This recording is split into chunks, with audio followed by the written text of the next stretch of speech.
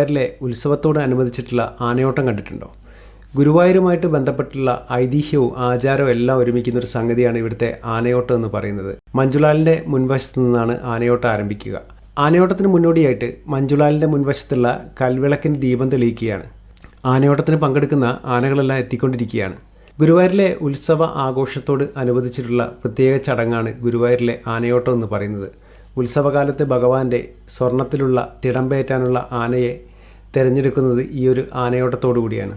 ക്ഷേത്രത്തിൻ്റെ കിഴക്ക് ഭാഗത്തുള്ള മഞ്ജുലാലിൻ്റെ പരിസരത്ത് നിന്നാണ് ശരിക്കും ആനയോട്ടം ആരംഭിക്കുക. അമ്പലത്തിനുള്ളിൽ 7 പ്രദക്ഷിണം ചെയ്യുന്നതോടുകൂടി ആനയോട്ടം അവസാനിക്കുകയും ചെയ്യും. ആദ്യം ക്ഷേത്രത്തിൻ്റെ കിഴക്കേ ഗോപുരം കടക്കുന്ന ആനയാണ് വിജയിയായിട്ട് പ്രഖ്യാപിക്കുക. ആനയോട്ടത്തിന് പങ്കെടുക്കുന്ന ആനകൾ ഗുരുവായൂർ ദേവസ്ഥത്തിന് കീഴിലുള്ള പുന്നത്തൂർ കോട്ടയിൽ നിന്നാണ് തിരഞ്ഞെടുക്കുക. നല്ല ആരോഗ്യസ്ഥിതിയും അക്രമ സ്വഭാവവും ഇല്ലാത്ത ആനകളെയാണ് ഇതിനായിട്ട് തിരഞ്ഞെടുക്കുന്നത്. ഇതിനായിട്ട് 5 ആനകളെ മുൻനിരയിൽ ഓടാൻ വേണ്ടിയിട്ട് നറുക്കിട്ട് തീരുമാനിക്കുകയും പങ്കെടുക്കുന്ന ആനകളെ കുളിപ്പിച്ച് തയ്യാറാക്കി 2:30 മഞ്ജുലാലിനടുത്ത് അണിനിരത്തും.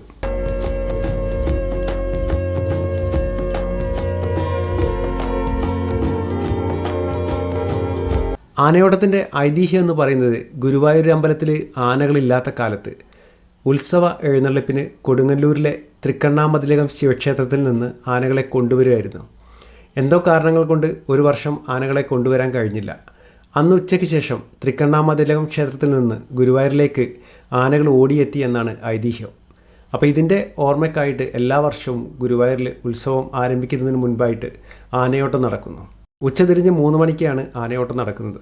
ആനയോട്ടത്തിൻ്റെ ചടങ്ങുകളെന്ന് പറഞ്ഞാൽ ക്ഷേത്രത്തിലെ നാഴികമണി 3 അടിച്ചാൽ ചടങ്ങുകൾ ആരംഭിക്കും. പാരമ്പര്യ അവകാശികൾ എടുത്തു കൊടുക്കുന്ന കുടമണികളും കൊണ്ട് പാപ്പാന്മാർ ക്ഷേത്രത്തിൽ നിന്ന് മഞ്ജുലാലിൻ്റെ പരിസരത്തേക്ക് ഓടിയെത്തി ആനകളെ അണിയിക്കും. ക്ഷേത്രത്തിൽ ശംഖ് വിളിക്കുന്നതോടുകൂടി ആനയോട്ടം ആരംഭിക്കും. ആദ്യം കിഴക്കേ ഗോപുരം ഓടിക്കടക്കുന്ന ആനയാണ് വിജയിയായിട്ട് പ്രഖ്യാപിക്കുക. അതിനുശേഷം ക്ഷേത്രം 7 പ്രദക്ഷിണം ചെയ്ത് കൊടിമരം വണങ്ങുന്നതോടെ ആനയോട്ടത്തിന്റെ ചടങ്ങുകൾ പൂർത്തിയാകും.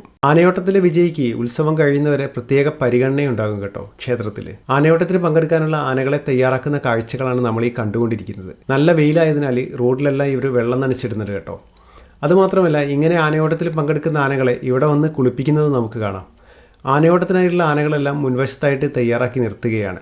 പ്രധാനമായിട്ട് ഓടുവാനുള്ള 5 ആനകളെ മഞ്ജുലാലിന് മുൻവശത്തായിട്ട് നിർത്തിയിരിക്കുകയാണ്. ബാക്കിയുള്ള ആനകൾ അതിനുശേഷം അവയെ അനുഗമിക്കുകയാണ് ചെയ്യുന്നത്. ഉച്ചസമയമായതിനാൽ ആനയോട്ടം നടക്കുന്ന വഴികളിലെല്ലാം വെള്ളം നനച്ചുകൊണ്ടിരിക്കുകയാണ്.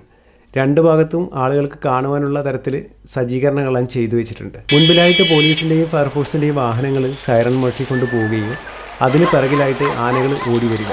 നമ്മളീ കാണുന്നത് ക്ഷേത്രത്തിൽ നിന്ന് പൂജിച്ചിട്ടുള്ള മണി പാപ്പാന്മാർ കൊണ്ടുവരുന്ന കാഴ്ചയാണ്. ഇത് ആനയുടെ കഴുത്തിൽ ഇട്ടതിന് ശേഷമാണ് ആനയോട്ടം ആരംഭിക്കുക. ആനയോട്ടത്തിന് നല്ല തിരക്ക് അനുഭവപ്പെടും കേട്ടോ. പ്രത്യേകിച്ച് ഗുരുവായൂരിലെ ഉത്സവ സമയമായതുകൊണ്ട്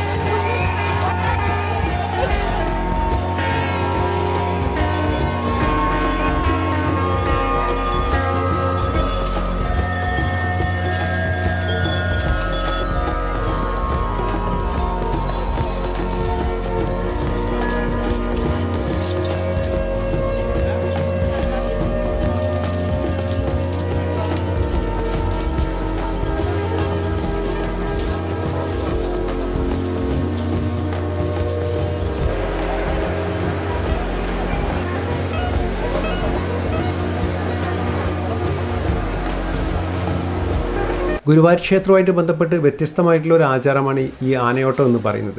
ഇതുപോലുള്ളൊരു ചടങ്ങ് മറ്റൊരു ക്ഷേത്രത്തിൽ നടക്കുന്നതായിട്ട് കേട്ടിട്ടില്ല.